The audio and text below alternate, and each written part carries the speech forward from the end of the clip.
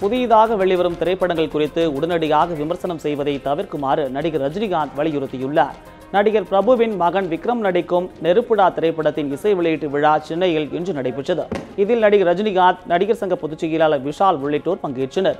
விழாவில் பேசிய நடிகர் ரஜினிகாந்த், புதியதாக வெளிவரும் திரைப்படங்களின் விமர்சனங்களை உடனடியாக வெளியிடாமல் ஒரு சில நாட்கள் கழித்து வெளியிட்டால் திரைத்துறைக்கு ஆரோக்கியமானதாக இருக்கும் என தெரிவித்தார். படம் எடுக்கிறது எங்களுடைய அது பொறுப்பு, நம்ம கடமை, நம்மளோட வேலை. அது நீங்கள் விமர்சிக்கிறது அது உங்களுடைய வேலை. பட் அது விமர்சனம் செய்கிறது கூட அது எப்படி செய்யணுங்கிறது ஒரு வே ஆஃப் கம்யூனிகேஷன் டிஃபர்ஸ். நீ வீட்டுக்கு சாப்பாடு கூப்பிட்டு சாப்பிடுங்க, நல்லா சாப்பிடுங்க சொல்கிறது வேறு, சாப்பிடு நல்லா சாப்பிடு அப்படின்னு சொல்கிறது ஒரே விஷயம்தான். பட் அதில் எவ்வளோ வித்தியாசம் இருக்கு பாருங்க. ஸோ இந்த கம்யூனிகேட் பண்ணுறதுல ஒரு ராஜா இருந்தானா, இந்த ராஜாவுக்கு பிள்ளையே பொறுக்கலை.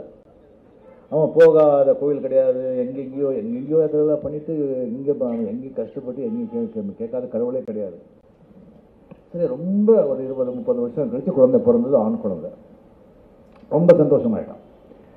ஆகிட்டு எல்லா அஸ்ட்ராலஜிஸ்டும் கூப்பிட்டான், ஜோதிஷர்களாக கூப்பிட்டு பாருங்க, கையை ஜோசியம் பாருங்க சொல்லும்போது எல்லா பார்த்து எல்லா வேர்டு சொல்கிறாங்க. டெஃபினெட்லி ராஜா, இவனால தான் உங்களுக்கு மரணம், இவன் உங்களை சாவடிக்கிறான் அப்படின்னு சொல்லி யுனானிமஸாக எல்லாரும் சொல்கிறாங்க. அது அப்படி தான் இருக்குது. இவங்கெல்லாம் கரெக்ட் இல்லையா, இவங்கெல்லாம் உள்ளே போடுங்க, அவங்கள உள்ளே போட்டு இந்த 10 நாளில் உங்கள் தலையில் எடுத்துடுங்க அப்படின்னு ராஜா சொன்னான்.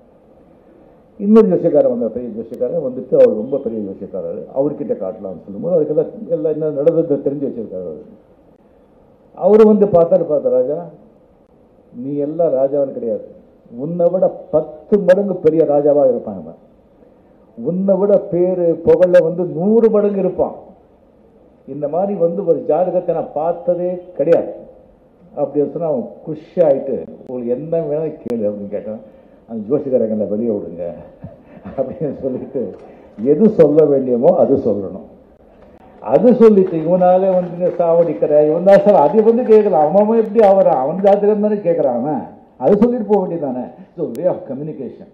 ஸோ நீங்கள் விமர்சனம் பண்ணுங்க. விமர்சனம் பண்ணுறது கூட ஒரு மனுஷன் ஹர்ட் ஆகாமல் வார்த்தைகள் அது கரெக்டாக யூஸ் பண்ணால் அது ரொம்ப நல்லா இருக்கும்னு சொல்லி அந்த விஷயத்தில் நான் உங்களுக்கு சொல்லிக்கிறேன்.